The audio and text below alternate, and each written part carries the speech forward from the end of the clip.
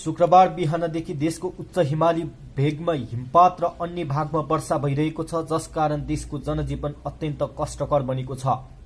जल तथा मौसम पूर्वानुमान महाशाखाका अनुसार बुधबार साँझ पश्चिम न्यून चापीय प्रणाली नेपाल प्रवेश गरेकाले हिमाली तथा उच्च पहाडी भागमा हिमपात भइरहेको र अन्य भागमा पानी परेको छ।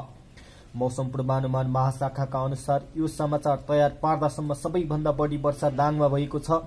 त्यस पछाडि अन्य स्थानमा पनि भारी वर्षा भइरहेको छ। महाशाखाको रेकर्ड अनुसार दाङमा 29 मिलिलिटर पानी परेको छ भने सुर्खेतमा 24 मिलिलिटर, पोखरामा 23 मिलिलिटर र काठमाडौँमा 21 मिलिलिटर पानी परेको छ। मौसम पूर्वानुमान महाशाखाका अनुसार आज दिनभर वर्षा हुनेछ भने भोलिबाट क्रमिक सुधार हुँदै जानेछ।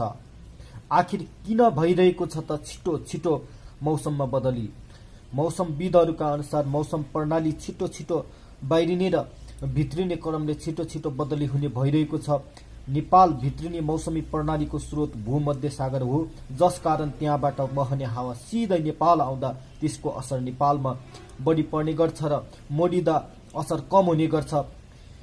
यो वर्ष गत वर्षको तुलनामा भूमध्य सागरबाट नेपालमा छिटो छिटो मौसमी प्रणाली भित्रिने र बाहिरिने क्रम चलिरहेको छ, जसकारण नेपालमा छिटो छिटो वर्षा हुने र उच्च हिमाली भेगमा हिमपात हुने गरिरहेको छ।